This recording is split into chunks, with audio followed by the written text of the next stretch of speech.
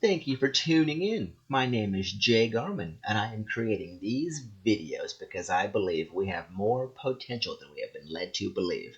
I believe we can learn to expand our minds enough to reach altered states of consciousness and induce miracles and mystical experiences that will change how you see this reality.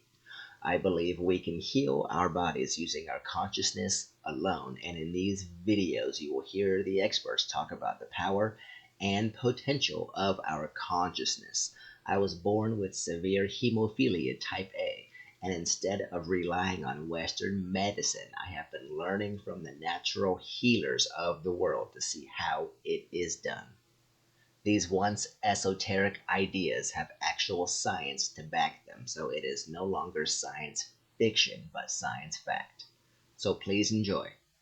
And many people will tell the story of why they feel that way based on some past experience. And it's usually not in the recent past, it's usually many years ago, Like a toxic relationship or something. whatever that is. And so they're basically saying, I had an event in my life, and since that event, I'm still living by the same emotion and I haven't been able to change. And they'll tell the story of that past. And in psychology, the latest research on memory shows that 50% of that story isn't even the truth. They're making it up because they don't have the same brain as they had then. And so then people are reliving a miserable life they never even had just to excuse themselves from changing. And they embellish the stories so that it sounds really hard to change. So what is that point then for a person when they say, the only person that this emotion of hatred or anger or frustration or resentment, the only person that this is hurting is me. Because those chemicals are down-regulating genes and creating disease. And a person finally really realizes that, and they really decide to change. When they overcome the emotion, the memory without the emotion is called wisdom. And that's the name of the game in three-dimensional reality. Now they're ready for a new experience. It's not reliving the past. You don't need to. You don't need to talk about it. All you need to do is overcome the emotion. When you overcome the emotion, you're free from the past. You can see it from a greater level of consciousness. And that's when a person, so many times when they truly change, they'll say this. We've seen it over and over again. They reach that point where they finally break through, and some of them have had some really difficult pasts. They'll say, I would not want to change one thing in my past because it brought me to this moment. That's the moment the past no longer exists. And they can look at their betrayers and see it all had to happen for that moment. And now they're free. They no longer belong to the past, they belong to the future. I've never heard the concept or idea of being addicted to a negative emotion. People talk to me about being addicted to dopamine and pleasure and, and all those things, and, like masturbation and sugar. But the thought of being addicted to a negative emotion, it's what you said to me earlier about the guilt. Well, think about this. What do people do when they feel an emotion?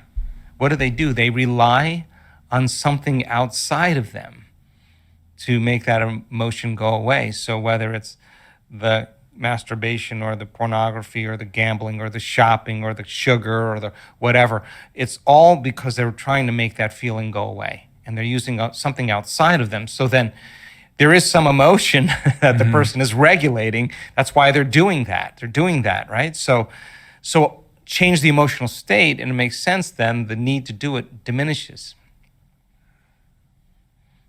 Which doesn't seem to be very easy to do, change my emotional state. Well, again, I think if you understood what you were doing and why you were doing it, just like learning anything, if you understood a formula, I think it wouldn't be as hard as you think it is. I mean, because there is a way to change. And step one in that process of change is new information. Always. It's the forerunner to any experience. Without the information, we doubt that it's possible. And again, the information and the science removes the doubt. I was doing some research recently about why people change their beliefs and why they don't change their beliefs. And some beliefs they're more susceptible to take on. Some information they're susceptible to take on. One of the things I read about was when they believe the source.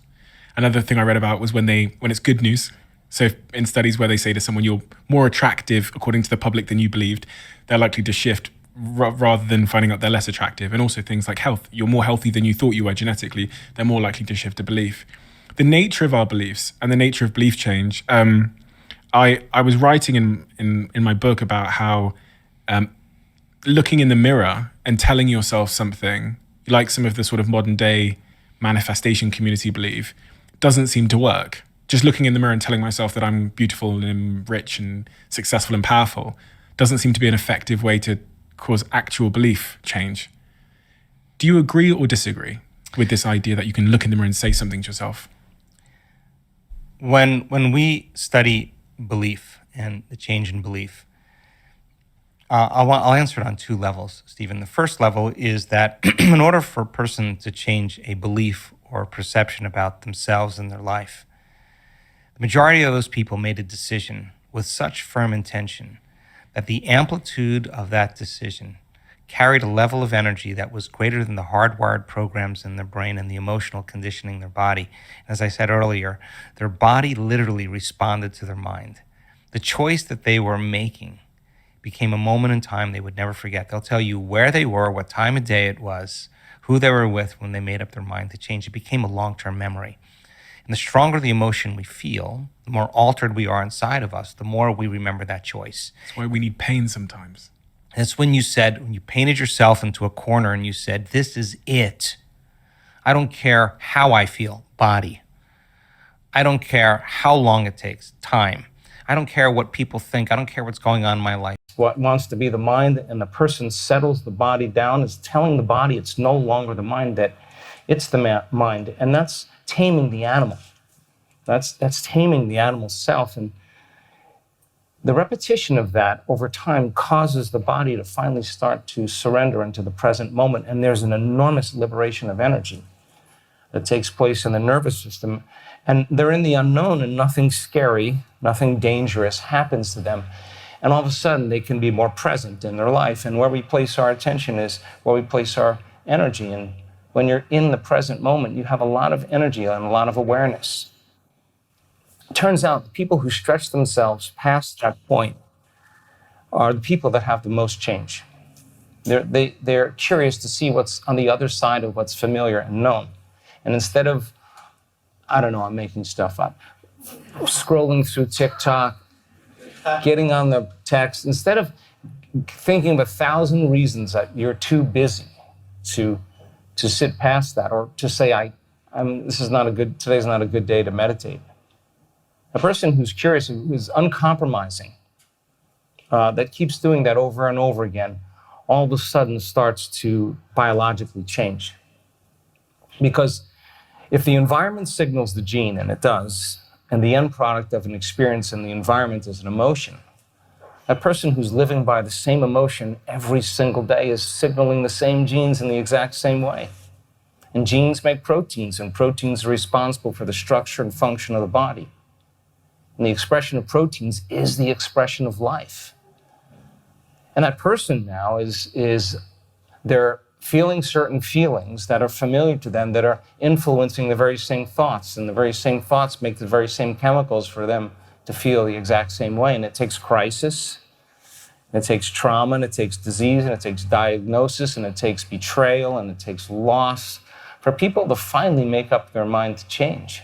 We discovered that if you keep thinking the same way, if you keep making the same choices, if you keep doing the same things, if you keep recreating the same experiences, and you keep feeling the same emotions, your biology is going to stay the same because you're the same.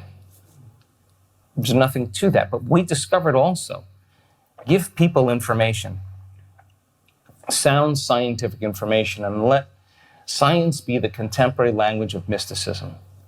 Let science demystify the mystical and challenge the mind of an individual to combine quantum physics with neuroscience and neuroendocrinology and psychoneuroimmunology and the mind-body connection and epigenetics. I always say to our audiences, turn to someone next to you and say, I'm not afraid of the word epigenetics. People get afraid of that word. Electromagnetism. We want to make it All of those sciences point the finger at possibility. And if knowledge is power, then knowledge about yourself is self-empowerment. And it's not enough to just learn it. This is a time in history where it's not enough to know. This is a time in history to know how. The application of that philosophical, theoretical information, we discovered that every time you learn something, you're making a lot of connections in your brain. 1 hour of focused concentration on one concept, one idea,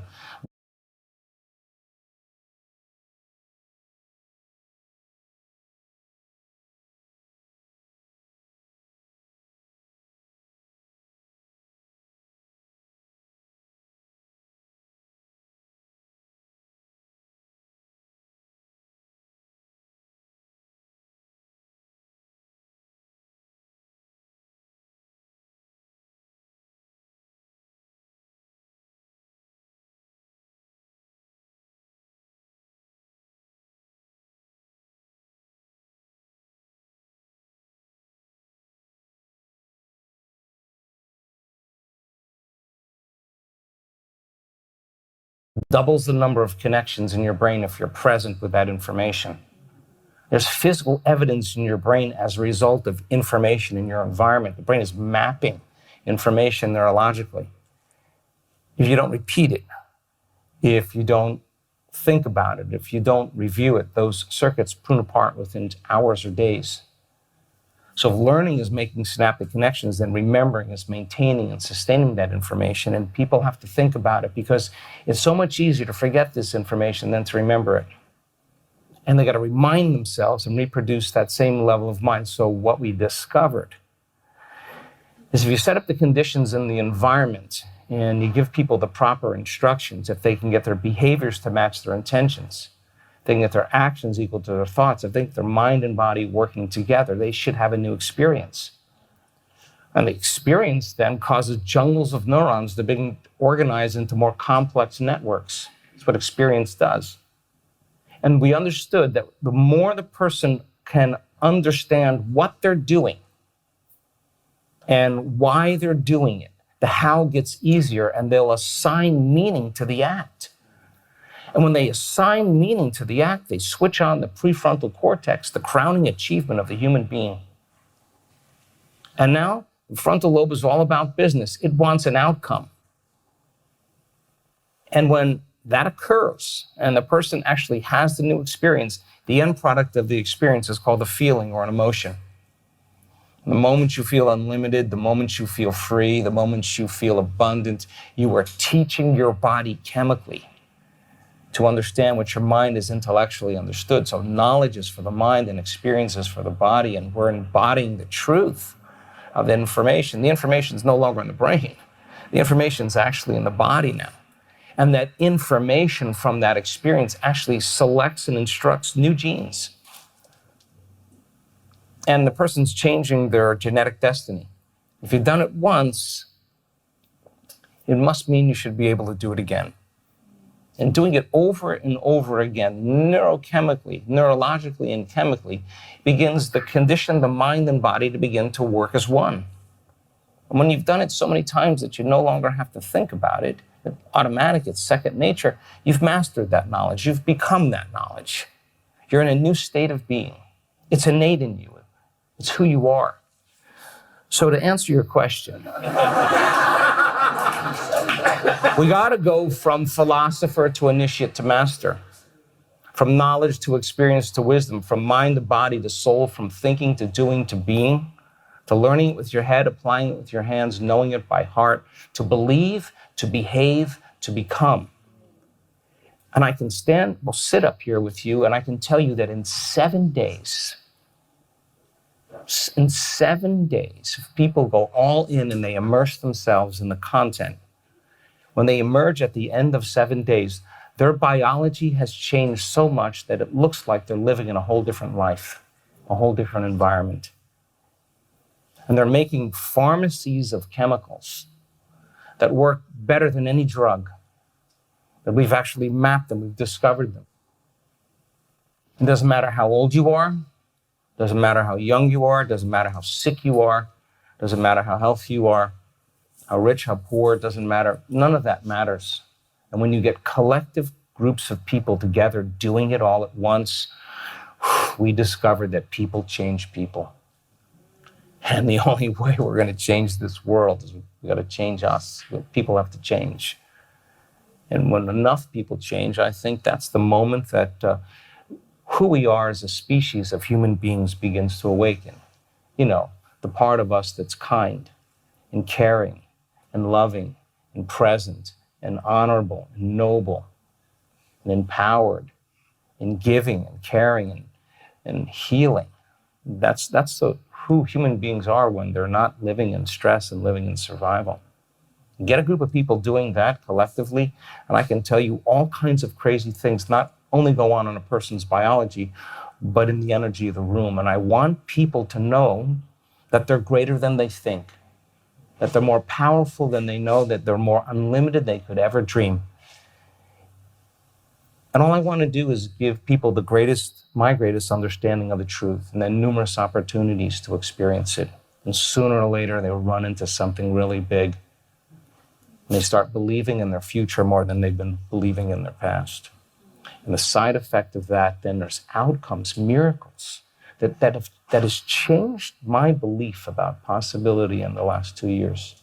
I'm not the same person because the people that are doing it look just like you. And they come from all over the world.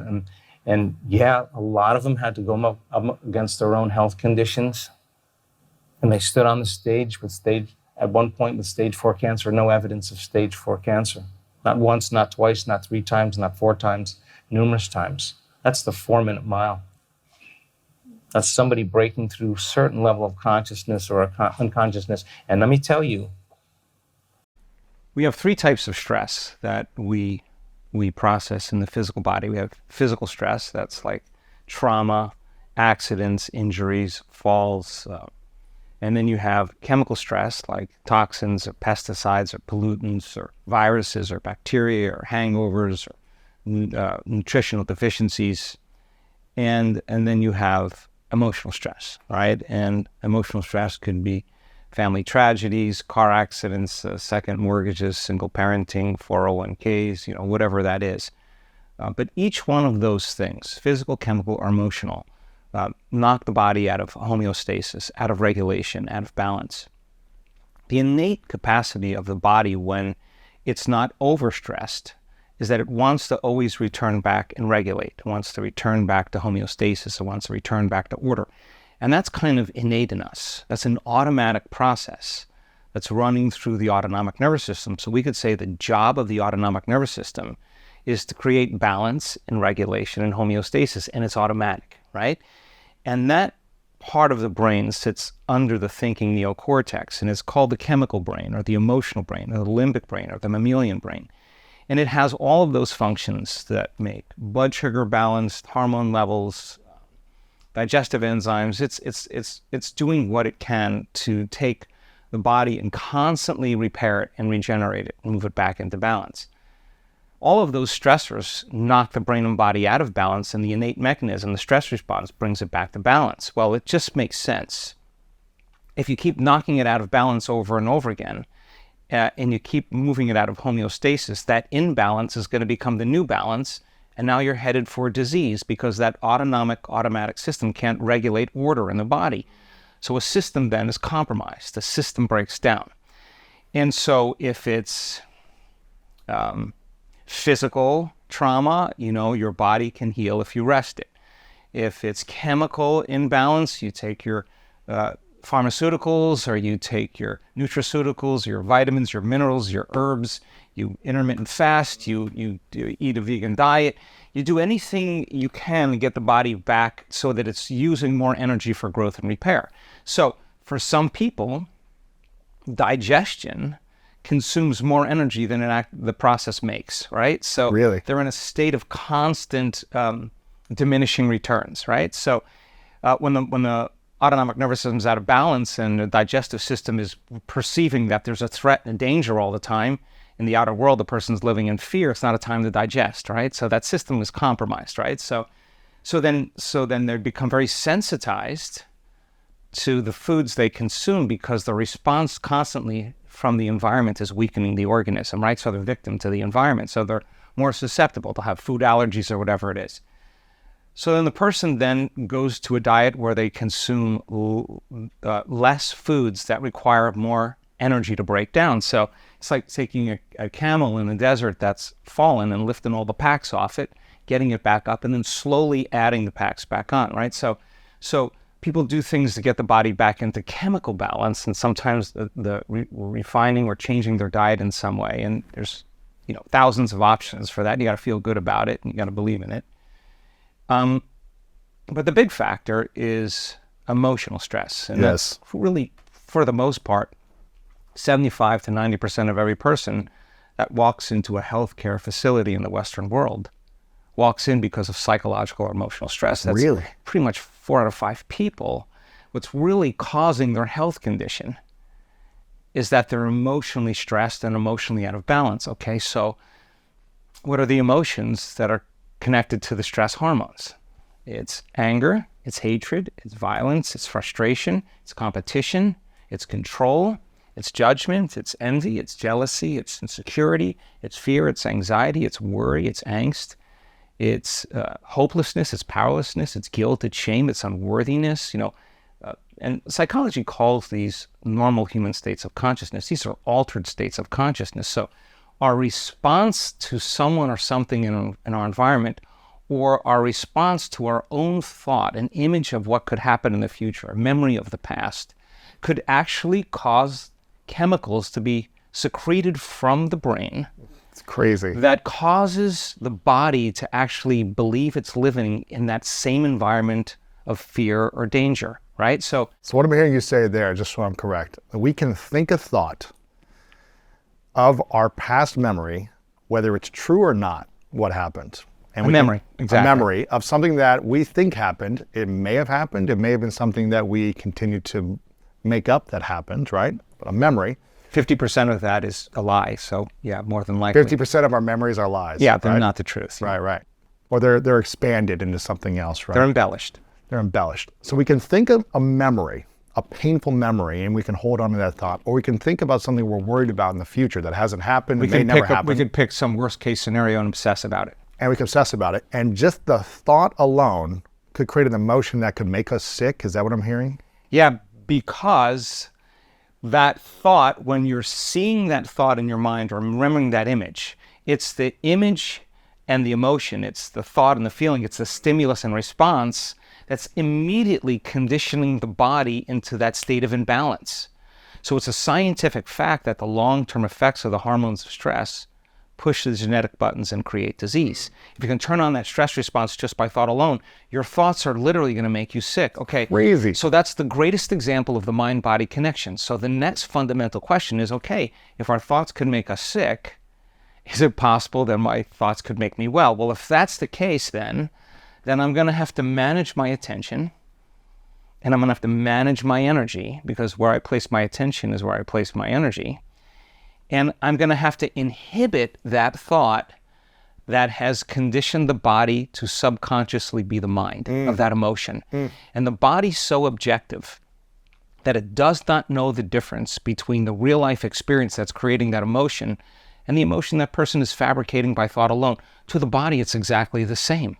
So the body's believing it's being chased by a predator. The body's believing it's in an offensive situation where it has to attack. The body's believing it's constantly needing to be ready, and it's constantly out of homeostasis, it's constantly out of balance. It's in emergency, it's in fight or flight. It's a different system in the autonomic nervous system where you're stepping on the gas, where you're mobilizing enormous amounts of energy for some threat, some danger, real or imagined. But that thought and that feeling, the image, the emotion, the stimulus response is conditioning the body to automatically be the mind of that emotion. So then now the body becomes conditioned and addicted. Now this gets to be a problem because people get addicted to their own thoughts. It becomes their personality, right? It is their identity. And they become addicted to the life they don't even like because their response to the coworker, to the boss, to the ex is actually giving them a rush of energy, a rush of adrenaline, and they're associating that rush of energy with some problem or condition in their life. And now come time to change, and manage your attention and manage your emotion, it's no different than breaking addiction to anything. There's cravings. The body wants to return back to how it's been conditioned, into the familiar past, into the known. Even if it's uncomfortable, painful, and a